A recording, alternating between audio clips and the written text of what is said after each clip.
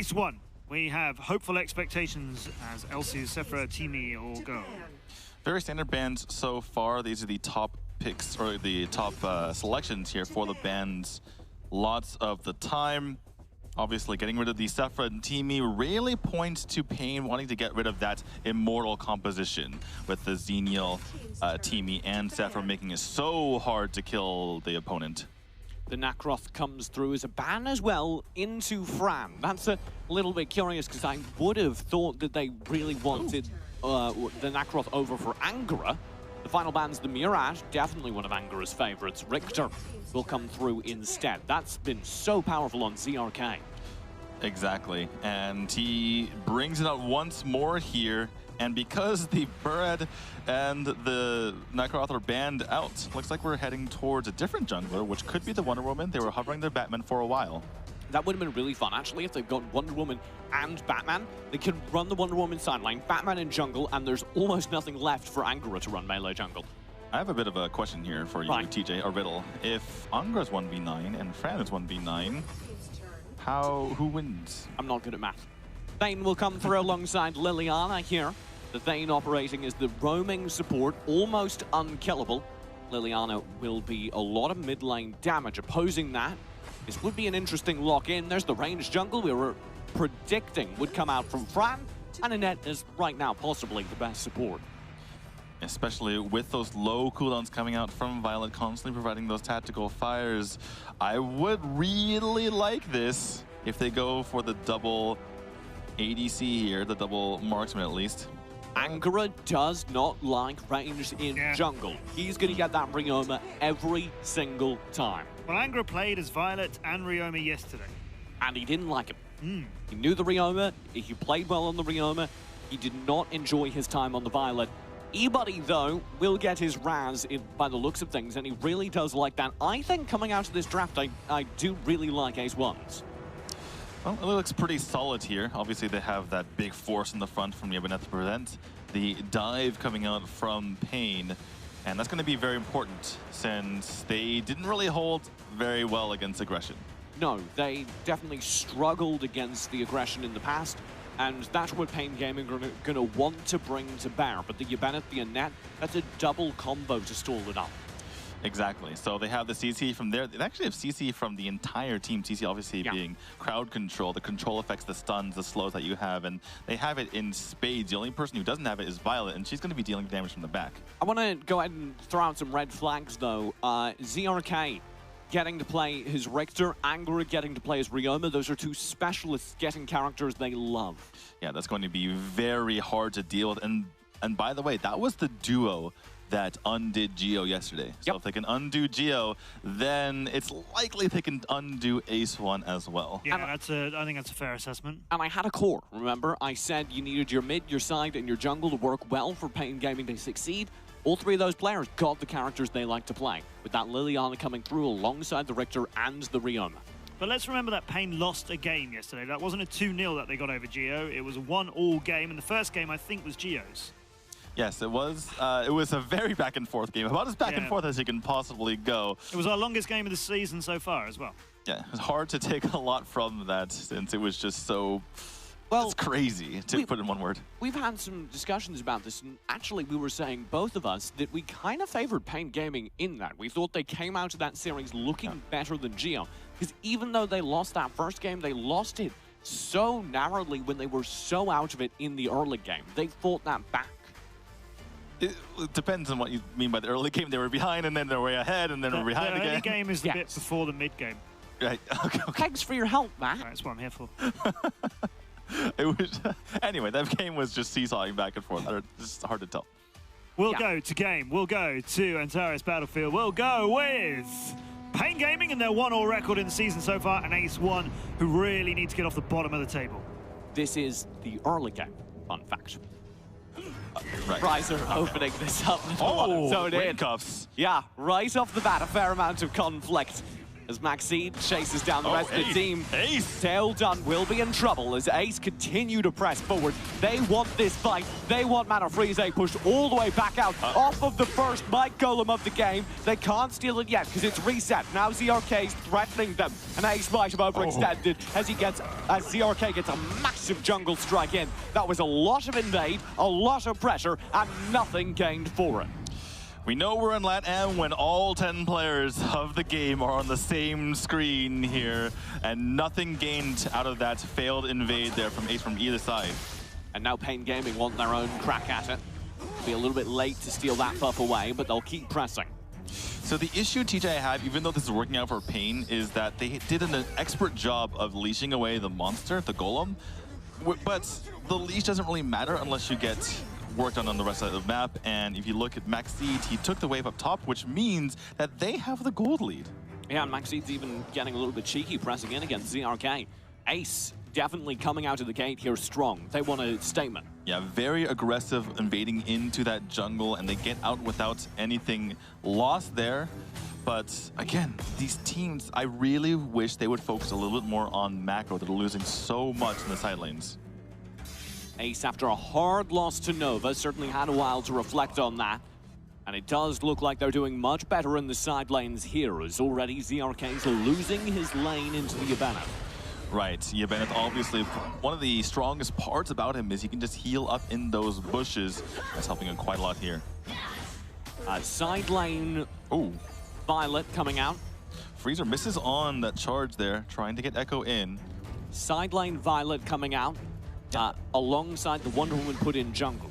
Yeah, that is beautiful there. And we were expecting Fran to be in the jungle, but I like this a lot more. And we already went over this earlier. Side lane Violet, she farms up a lot faster, and you have the Wonder Woman there to be able to provide that early game presence while Violet farms up. And that's very, very powerful because we've seen exactly how good Fran is if he can get out that far ahead. We've seen how good the Violet can be in the hands of a good player out that far ahead. This is Ace1, it feels adapting to the new meta, but they're in trouble as Pain Gaming push in to steal the Golem. They don't get the Golem, and now they've turned the tables. Mana Freeze in a lot of trouble. The Bracelet stun will come through. Laughing Gas is deployed. Echo dives all the way into the fight. It's 1v4 and far too aggressive, but the Nature's Realm is here. It's over aggressive. Maxine gets nothing. Ebody does land the trade. It's 1-1 as Angara falls. A positive trade perhaps, but ZRK wants more. He'll dive. Fran doesn't land the jungle strike. The Mark of the Hunter will finally find the kill, and ZRK is looking for the disengage. The fighting does not stop in Latin America. They continue to push it. Finally, Pain will disengage.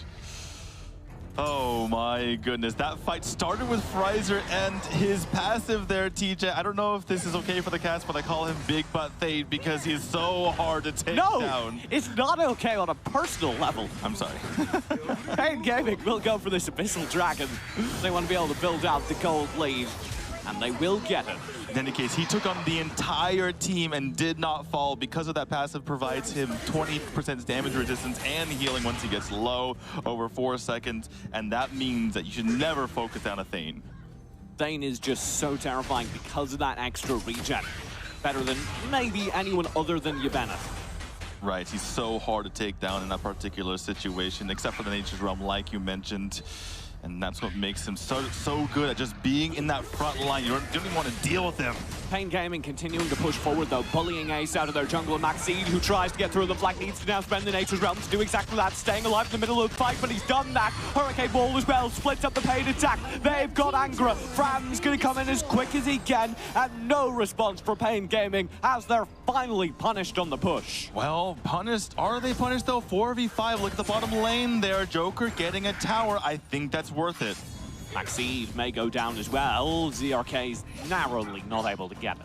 I would like to see Pain continue to do this. Go with a 4. What is that win, Cubs? That was bizarre to say the least. Echo. Somehow, Ace is actually not losing their jungle too badly.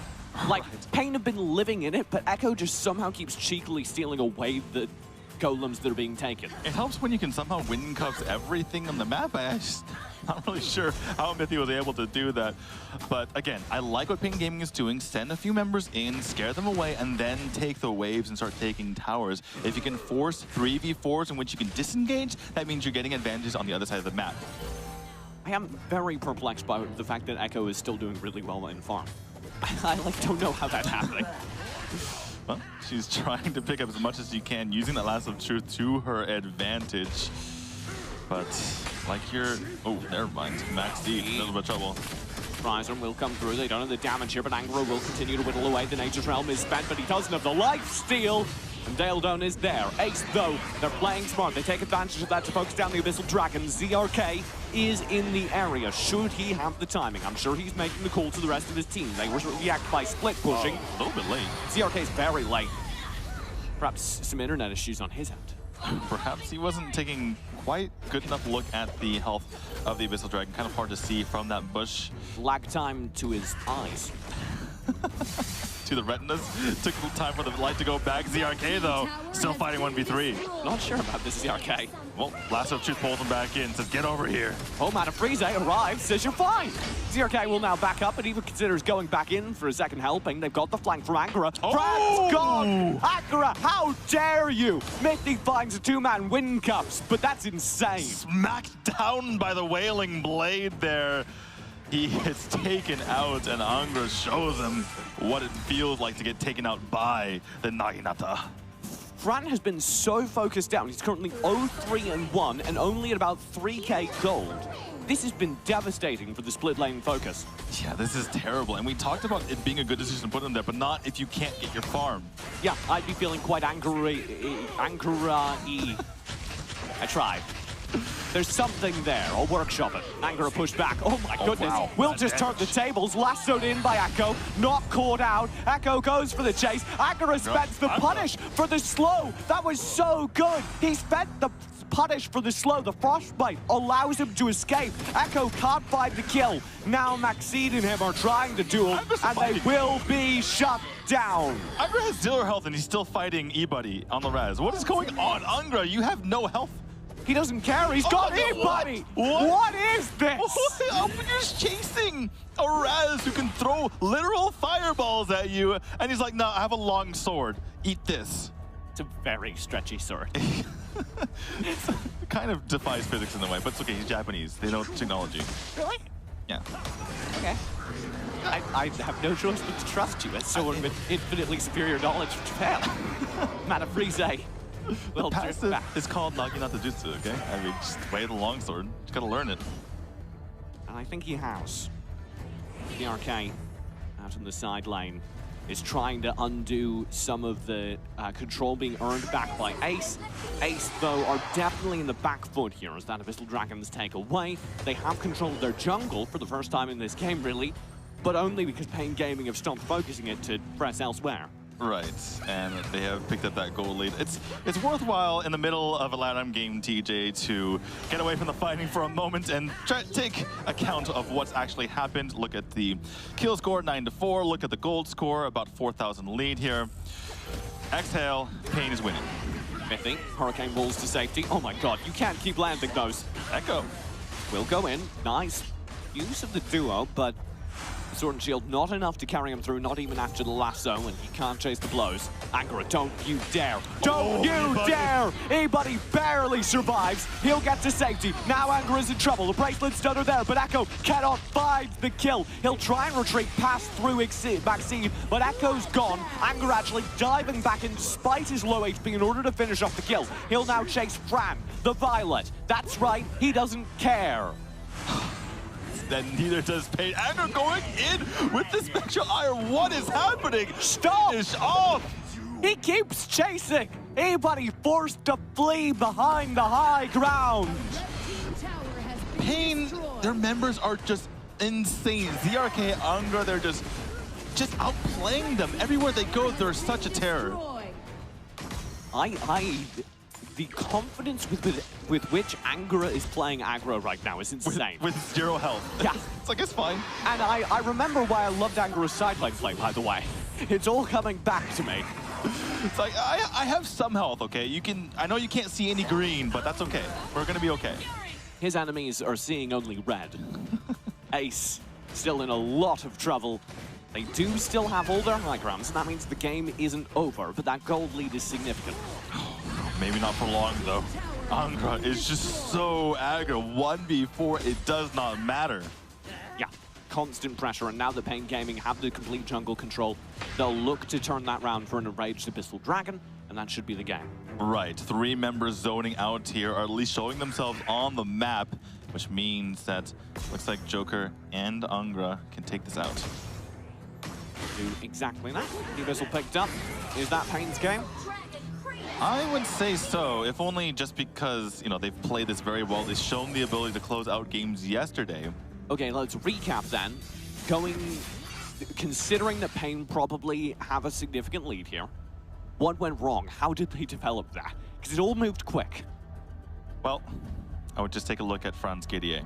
Fred happened. Kinda tells the story, because he is the key here. He needs to not... He has the most gold in his team, but he needs to have about like 8,000 by this point. Fran will run away. Mithy to take the front line. Echo very low. Metal and Fryzer do dive in. Mithy's gonna be able to escape, but Echo's down. He's their jungler, perhaps the key to their team's success. He goes down, which means that there's open lanes potentially here for Pain. They do have that buff, which means they're going to be so strong in these team fights. They're going to be able to heal up and start anew on these pushes.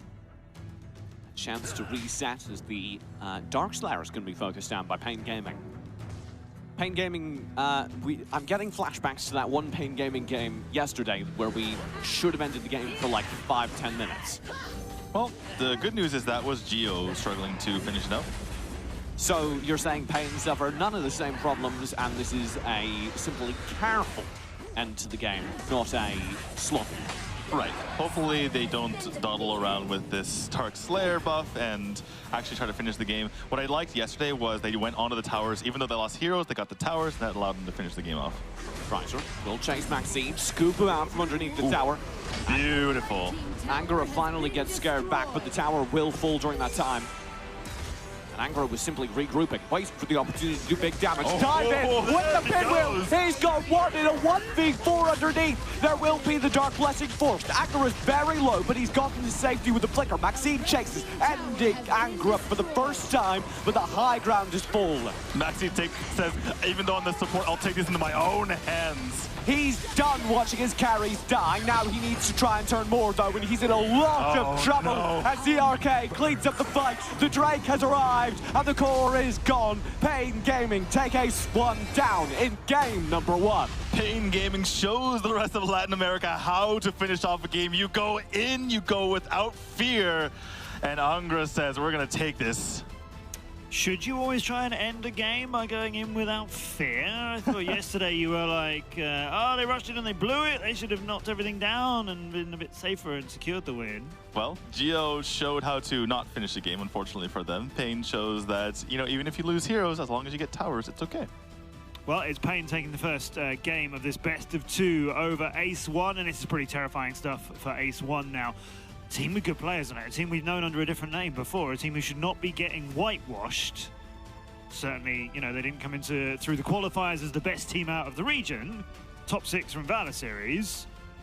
They should be putting up more of a fight, shouldn't they? I mean, it's better than yesterday. Yeah. Definitely. Okay, but it doesn't matter how long you're practicing, how good your players are, if someone like Angra just shows up and pops off.